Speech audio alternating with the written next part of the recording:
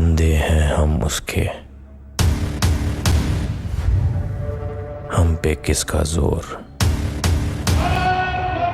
उम्मीदों के सूरज निकले चारों ओर, इरादे हैं फौलादी, जो की लड़ाई लूट के माल की लड़ाई है और कुछ नहीं है भैया। हिम्मती हर कदम, दलित की बेटी दौलत की बेटी बन गई, लूट खसोट में लग गई। अखिलेश बाबू नया चेहरा आए थे। लूट का माल जब इकट्ठा हो जाता है तो उस लूट के माल की बटाई में लुटेरे लड़ते हैं कि लड़ते हैं? अपने हाथों किस्मत लिखने आज चले हैं हम। आज का हमारा ये सफर बीजेपी के star campaigner doctor Mahesh Sharma के साथ शुरू होगा। डॉक्टर महेश शर्मा भारत सरकार में केंद्रीय संस्कृति एवं पर्यटन राज्य मंत्री हैं। इन्हें दोनों ही मंत्रालयों का स्वतंत्र प्रभार मिला हुआ है। डॉक्टर शर्मा पश्चिमी उत्तर प्रदेश में अपनी मजबूत पकड़ के साथ पूर्वांचल के ब्राह्मणों में खासी घुसपैठ रखते हैं। लिहाजा पार्टी ने उन्हें पश्चिमी उत्तर प्रदेश का चुनाव खत्म होने के बाद पूर्वांचल के कैंपेन की जिम्मेदारी सौंपी है। आज हम नोएडा स्थित उनके घर से निकलकर उनके साथ ही पूर्वांचल जाएंगे और जानेंगे कि कैसे उनका कैंपेन दूसरों से अलग, और इसके साथ ही उनके जीवन से जुड़े कुछ अनछुए पहलुओं से भी हम आपको परिचित।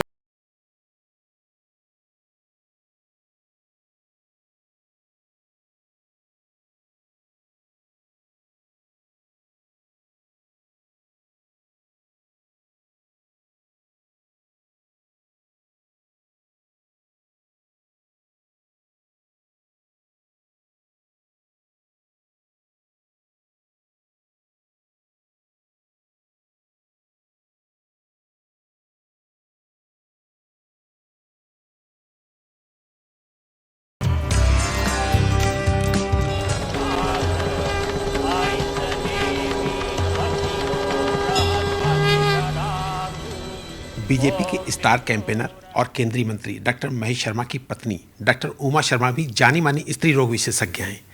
कैसे मैनेज करती हैं घर को, हम बातचीत करते हैं डॉक्टर उमा से। डॉक्टर उमा, सबसे पहले तो आप ये बताइए कि आपको डॉक्टर साहब मिले कब, कैसे मिले? कैसे, जैसे सभी को मिलते हैं वैसे ही। नहीं, आप काशी की हैं, डॉक्टर साहब राजस्थान के हैं। ठीक है, डॉक्टर्स हैं दोनों, अब डॉक्टर से एक दूसरे के बारे में पता कर लेते हैं। जिसको जिसका मिजाज पसंद आ जाए वो हो जाता है फिट। आप लोग साथ पढ़े हुए हैं? नहीं, वो मेरे से 2 साल सीनियर हैं, पर वो यूनियन के लीडर थे। हमारे यहाँ आते होते लेडी हार्डिंग में, तो तभी से जो दोस्ती तो हो जाती है, थोड़ी थोड़ी जान पहचान भी हो जाती है। बस फिर पसंद आ जाए तो हो जाती है शादी भी। पहली मुलाकात आपकी लेडी हार्डिंग में? हाँ जी। कैसे दोनों लोग आपस में मिलते हैं, बातचीत करते हैं, परिवार के बारे में, बच्चों के बारे में कैसे बातचीत होती है? जब टाइम मिल जाता है, तभी कोई फिक्स टाइम तो होता नहीं है, जब मिल जाए फुर्सत तब हो जाता है डिस्कस। बाकी ठीक है, बच्चे भी हम लोगों के अपने शुरू से ही ट्यून्ड होते हैं ना, उनको पता है ज़्यादा टाइम मिलना नहीं है, तो वो अपने आप ही सेल्फ डिपेंडेंट हो जाते हैं सब। जब वो राजनीति में आ रहे थे तो आपसे उन्होंने कभी डिस्कस किया कि मैं राजनीति में जाना चाहता खैर, मुझे पहले तो पसंद नहीं था राजनीति में आना, लेकिन जब एक बार हार गए थे तो उसके बाद फिर मुझे लगा कि ठीक है, अब अच्छे काम के लिए ही जाना चाहते हैं, और हमारा भी काम पब्लिक सर्विस ही है, हम लोगों की सेवा करने के लिए आए हैं डॉक्टर बन के भी। ये थोड़े और ब्रॉडर फ्रंट पे करना है, तो कोई बुरा काम तो नहीं करने जा रहे। ठीक, व्यस्तता के बाद आपकी हॉस्पिटल में व्यस्तता बढ़ गई होगी? हाँ बिल्कुल, बढ़नी तो है ही, क्योंकि बाकी जो एडमिनिस्ट्रेटिव जो मैं पहले नहीं देखती थी, थोड़ी बहुत डायरेक्टली अभी भी नहीं देखती हूँ, लेकिन कहीं ना कहीं से हॉस्पिटल में रहती हूँ 10 घंटे, तो कुछ ना कुछ बातें तो आती हैं रोटेशन में पास में मेरे। तो ये थी डॉक्टर उमा, जो दूसरी पत्नियों से बिल्कुल अलग हैं और ये कह रहे हैं कि इनके पास लड़ाई के लिए समय ही नहीं, इसलिए लड़ाई ही नहीं होती।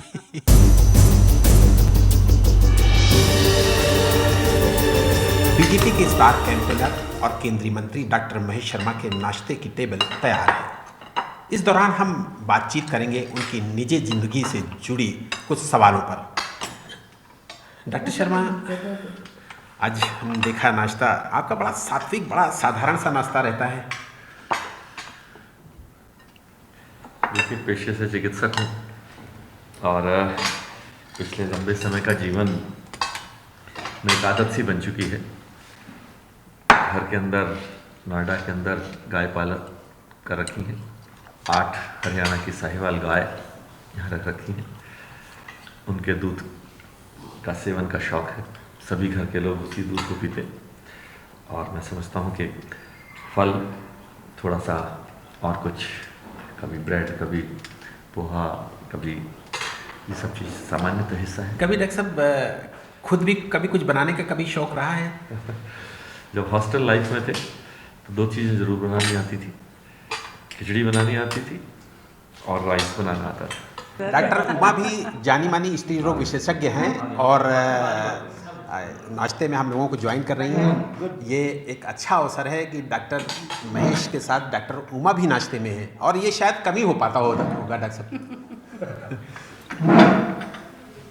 नाश्ते में कभी कभी साथ बैठ लेते हैं। पिछले 100 दिनों का अभी रिकॉर्डिंग में निकाला है, तो उसमें से 80 दिन मैं घर से बाहर रहा हूँ। तो आप समझ सकते होंगे कि कितनी बार हम लोग साथ रह पाते हैं। डॉक्टर उमा आपको कैसे मिली?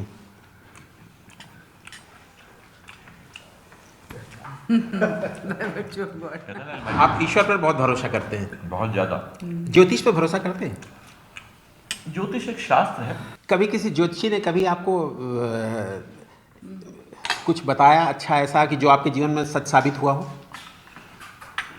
देखिए, मैं उन्हें बहुत ज़्यादा स्वीकार भी नहीं करता हूँ, नकार भी नहीं, मध्य मार्गी हूँ। कोई अपनी राय दे जाता है, सुन लेता हूँ। इतनी व्यस्तता के बाद भी आपके अंदर जो ताजगी बनी रहती है शाम तक, वो शायद मेरे ख्याल से योगा और ध्यान की वजह से ही होगा। मैं कहा मेडिटेशन ने मेरे जीवन में बहुत बड़ा बदलाव लाया। आप बड़ा आध्यात्मिक स्वभाव के हैं, कभी किसी को अपना गुरु बनाया?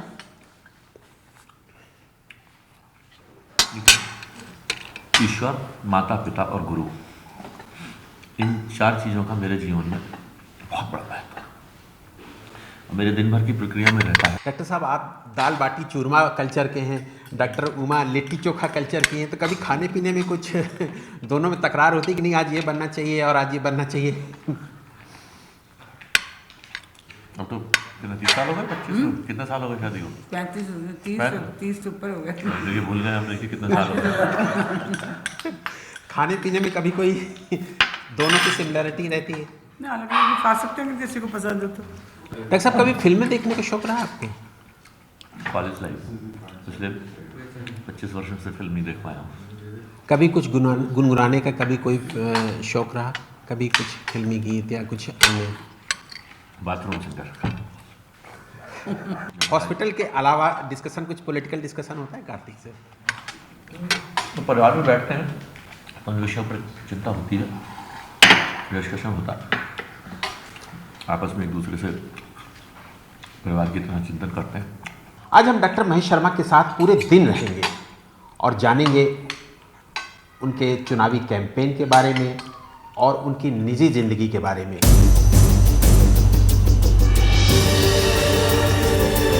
डॉक्टर महेश शर्मा अपने नोएडा स्थित घर से निकलकर दिल्ली एयरपोर्ट पहुंचेंगे और उसके बाद हवाई मार्ग से गोरखपुर पहुंचेंगे। इस दौरान हम भी उनके साथ रहेंगे।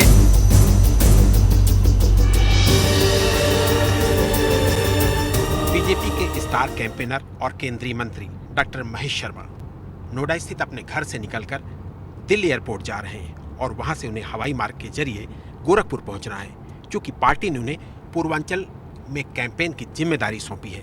इस दौरान हम बातचीत करेंगे उनके जीवन से जुड़े कुछ अनछुए पहलुओं के बारे में। डॉक्टर साहब, आप इतने जाने माने चिकित्सक थे, आप राजनीति में कैसे आ गए? देखिए, मैंने अपने जीवन के लगभग 25 वर्ष से अधिक अपने चिकित्सा पेशे को सेवा की और आनंद प्राप्त किया।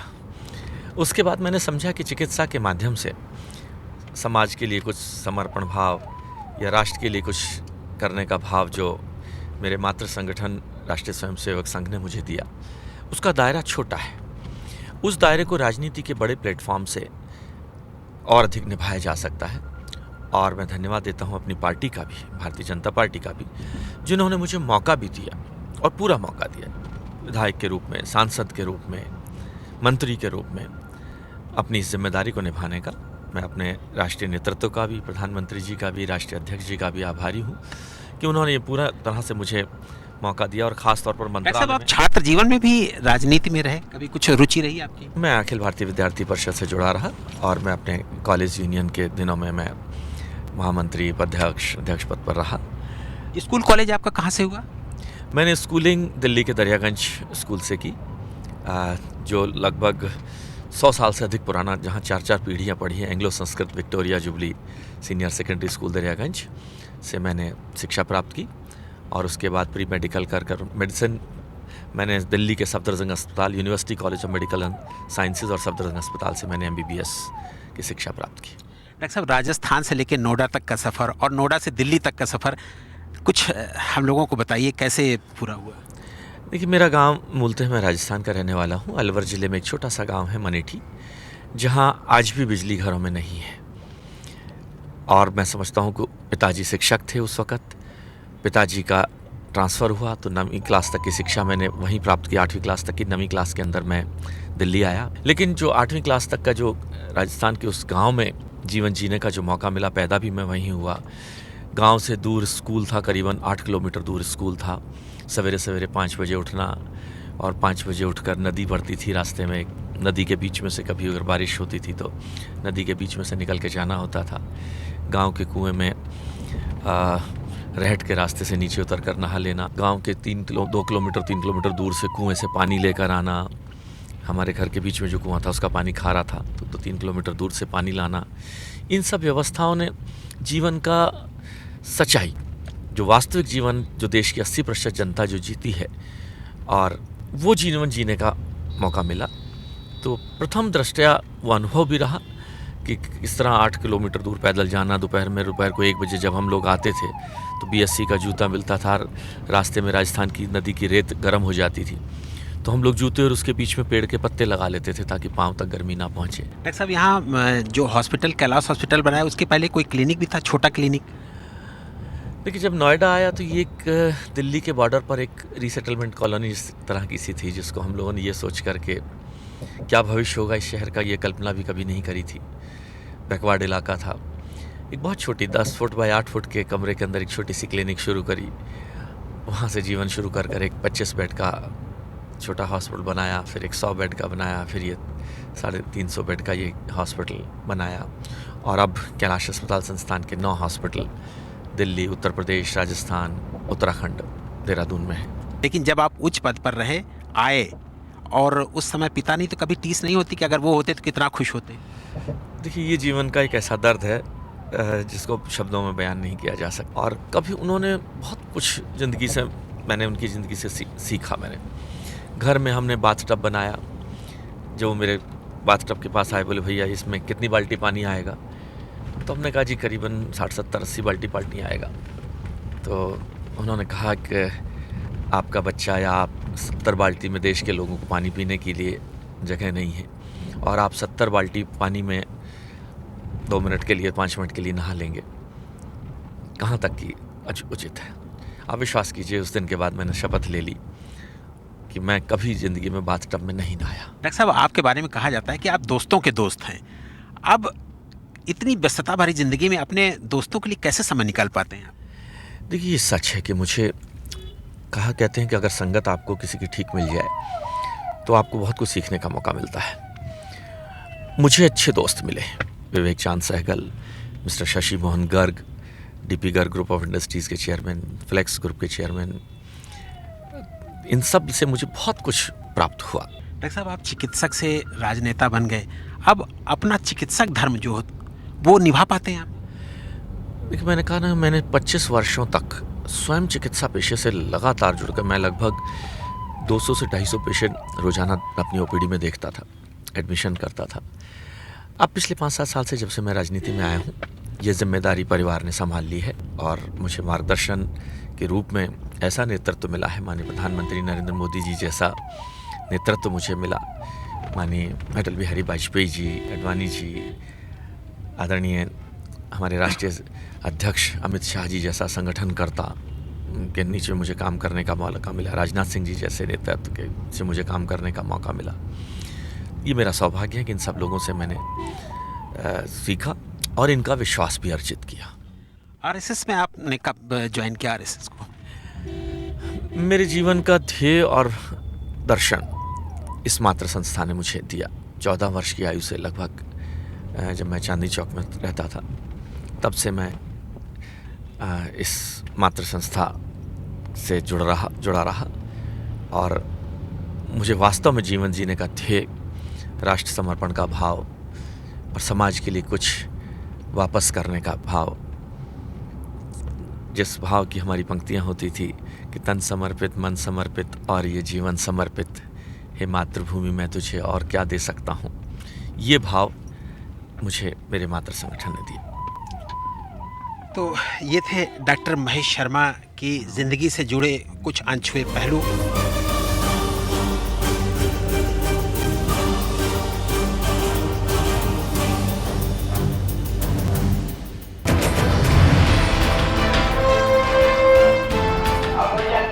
चार विधायक वाले पार्टी वालों को क्या कहेंगे? ये यूपी में सरकार नहीं बना सकते, ये समाज को बांट सकते हैं, ये समाज को जोड़ नहीं सकते।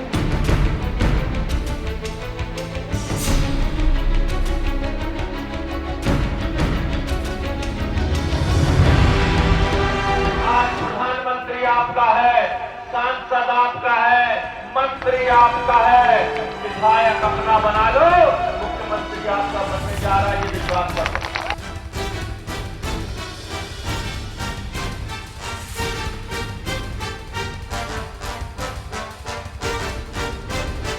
डॉक्टर महेश शर्मा जी का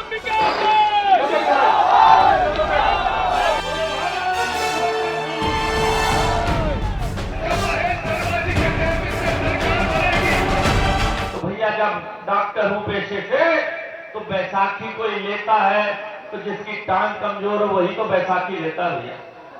और बैसाखी मिली तो कांग्रेस की, जो अपना आप में डूबता हुआ जहाज है। कमजोर बैसाखी क्यों ली अखिलेश बाबू? जवाब दो इस बात का, अगर तुम्हें अपने किए पर भरोसा था। ये 2 विधायक और 4 विधायक वाले लोग ट्रॉली है ट्रैक्टर की, कोई भी ट्रैक्टर वाला आएगा, लगाएगा पीछे और खींच के ले जाएगा। ये आपका भला नहीं कर सकते साथी। ये समाज को बांट सकते हैं, ये समाज को जोड़ नहीं सकते। बीजेपी के स्टार कैंपेनर और केंद्रीय मंत्री डॉक्टर महेश शर्मा दिल्ली से होते हुए गोरखपुर पहुंचे और गोरखपुर के बाद अब डुमरियागंज पहुंचे हुए हैं, जहां पर वो एक जनसभा को संबोधित कर रहे हैं। आइए देखते हैं कि वो किन मुद्दों को लेकर यहां पर अपनी भाषण देते हैं और कैसे यहां की जनता को लुभाते हैं।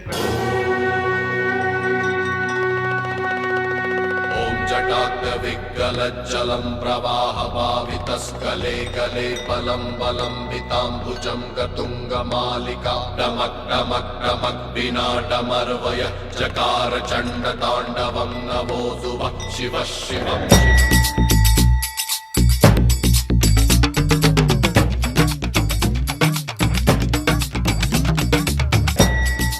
आदरणीय जीपी तिवारी जी, जो पार्टी के 3 बार विधायक रहे और अपने क्षेत्र की सनातन सभ्यता संस्कृति के पोषक रहे, अपने क्षेत्र की पहचान रहे,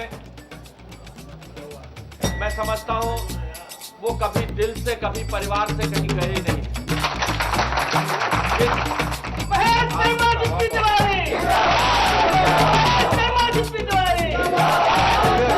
बीजेपी के स्टार कैंपेनर और केंद्रीय मंत्री डॉक्टर महेश शर्मा डुमरियागंज से 3 बार विधायक रहे जीपी तिवारी के घर आए हुए हैं। जीपी तिवारी भाजपा से विधायक तो रहे, लेकिन उसके बाद कुछ नाराजगी की वजह से समाजवादी पार्टी में चले गए थे। अब इन्हें वापस डॉक्टर महेश शर्मा अपनी पार्टी में लेकर आए हैं और अभी थोड़ी देर पहले ही उनको भाजपा की सदस्यता भी दिलाई है।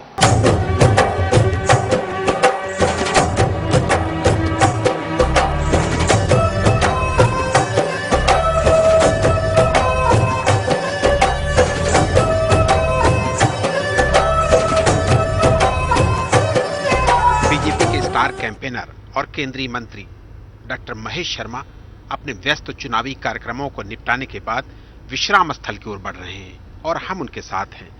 जानते हैं कुछ पॉलिटिकल बातें, चर्चा करेंगे देश और प्रदेश की राजनीति के बारे में। डॉक्टर साहब, आपकी पार्टी का नारा और मोदी जी का नारा है सबका साथ सबका विकास, लेकिन 403 सीटों में एक भी अल्पसंख्यक को टिकट नहीं दिया गया।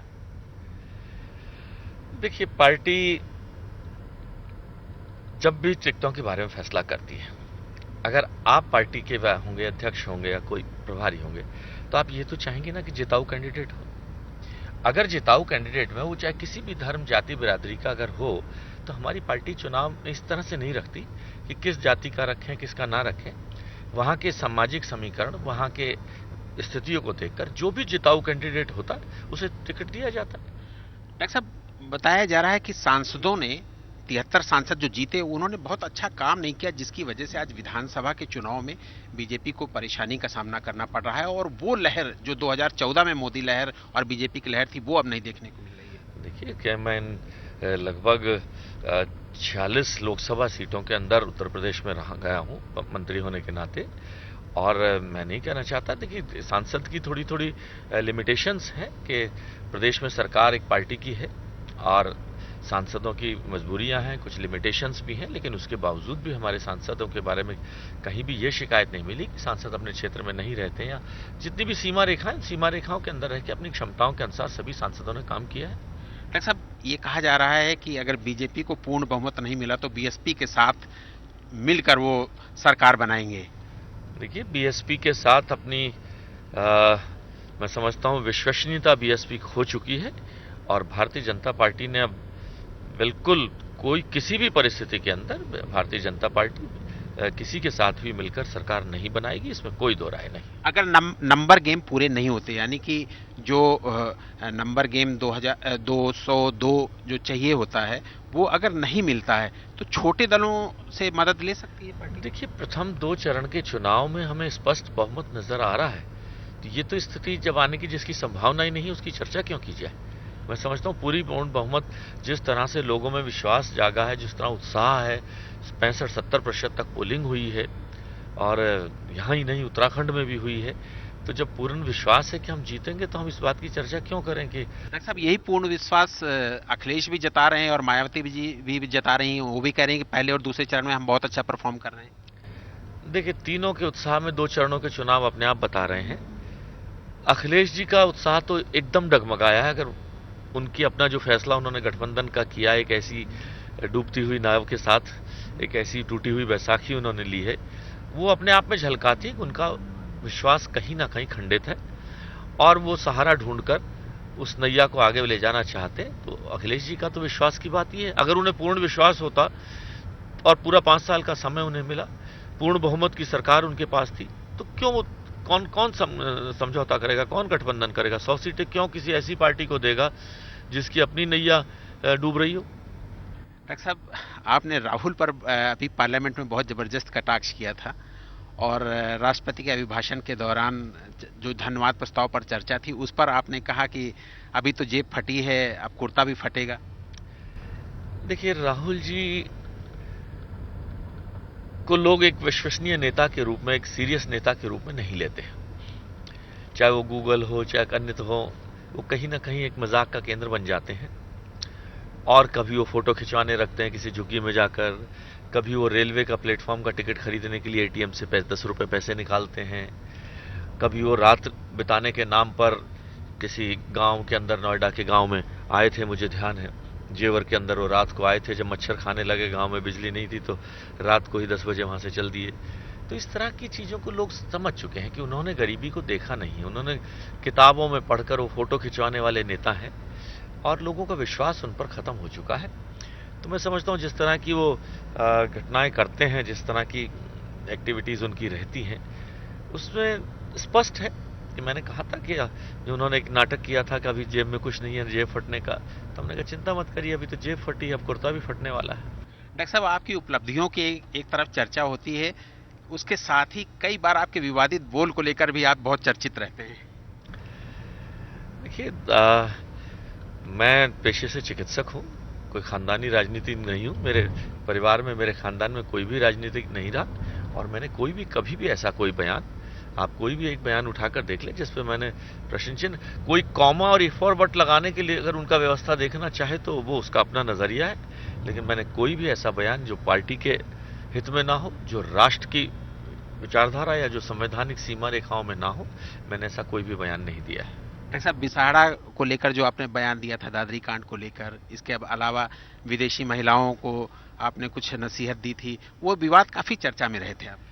देखिए, चाहे वो बिसाहड़ा का मामला हो या दूसरा मामला, बिसाहड़ा के विषय में मैंने कहा था कि मेरा धर्म है, मेरा फर्ज है, मैं वहाँ सांसद के नाते गया और सिर्फ अगर पूछो तो मेरा ही धर्म था। बाकी वहाँ केजरीवाल जी क्या करने गए थे या वृंदा कारन जी या राहुल गांधी क्या करने गए थे, तो मैं वहाँ जाकर सबसे पहले जो डिजीज था वहाँ पर जिसकी हत्या हुई थी उस परिवार में मैं गया, उसकी माँ से मिला। उसके दूसरा भाई जो घायल था उसका 20 दिन तक हमारे यहाँ सफल इलाज होकर हमने उसे ठीक कर भेजा। तो कहाँ बिसाड़ा की बात आ गई? बिसाड़ा जाना मेरा फर्ज धर्म था, तो उसमें कहाँ विषय आ गया कि क्या बोला क्या नहीं बोला, और मैंने वहाँ कोई ऐसा स्टेटमेंट नहीं दिया। डॉक्टर साहब, आपके बारे में कहा जाता है कि नोएडा से पंकज सिंह को आप नहीं चाहते थे। देखिए, पंकज सिंह मेरा छोटा भाई है और एक अच्छे कार्यकर्ता के रूप में 20 वर्षों का उसका एक कार्यकर्ता का अनुभव है। ये पार्टी का राष्ट्रीय नेतृत्व, प्रदेश नेतृत्व क्या सोच है कि वो किसको कहां से चुनाव लड़ाना चाहते हैं, और अब पंकज सिंह को मैंने अपनी पूरे आत्मीय भाव से चुनाव लड़ाने में जितनी भी मेरी हैसियत थी मैंने अपनी पूरी ताकत और शिद्दत के साथ उसे चुनाव लड़ाया। और अब 11 तारीख को जब चुनाव के रिजल्ट आ जाएंगे तो जो ये इस तरह के बयान देते हैं उनके मुंह अपने आप बंद हो जाएंगे। डॉक्टर साहब, चुनाव से पहले नोटबंदी हुई और उसको लेकर लोग लाइनों में लगे, परेशान हुए, वो कहीं बीजेपी के लिए मुसीबत तो नहीं बन सकती? देखिए, नोटबंदी का असर देखने की मैंने बताया, मैं करीबन 125 के करीबन विधानसभा क्षेत्रों में गया परिवर्तन यात्रा और कार्यक्रमों से।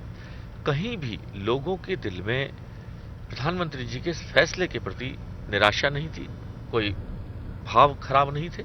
उन्होंने सबने ये माना कि प्रधानमंत्री जी की ये सोच कहीं ना कहीं राष्ट्र हित में है। डॉक्टर साहब, अगर नंबर गेम पूरे नहीं होते बीजेपी के और छोटे दल ऑफर करते हैं बीजेपी के साथ जुड़ने के लिए, तो बीजेपी का क्या रुख रहेगा अगर छोटे दल चाहते हैं बीजेपी के साथ आना?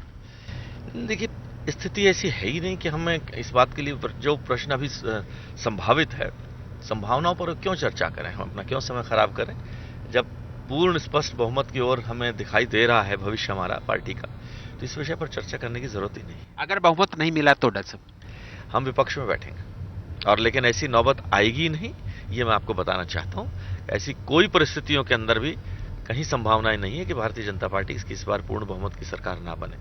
बीएसपी के साथ मिलकर नहीं बनाएंगे? किसी भी सूरत के अंदर हम बीएसपी के साथ मिलकर सरकार बनाना नहीं चाहेंगे, क्योंकि 2 बार हम लोग अपनी उंगलियां जला चुके हैं और किसी भी परिस्थिति के अंदर बीएसपी के साथ सरकार में लाने की कोई योजना पार्टी की नहीं है। तो ये थे डॉक्टर महेश शर्मा, जिनके मुताबिक पार्टी अगर बहुमत नहीं पाती है तो विपक्ष में बैठना पसंद करेगी, किसी अन्य दल के साथ मिलकर सरकार बनाना पसंद नहीं करेगी। डॉक्टर महेश शर्मा के साथ हमने जो सफर नोएडा दिल्ली से शुरू किया था वो गोरखपुर में पहुंचकर पूर्वांचल के तमाम हिस्सों में होता हुआ बस्ती में आकर खत्म हो गया है। डॉक्टर शर्मा अब विश्राम स्थल की ओर जाएंगे और हम निकलेंगे अपने अगले मुकाम की ओर।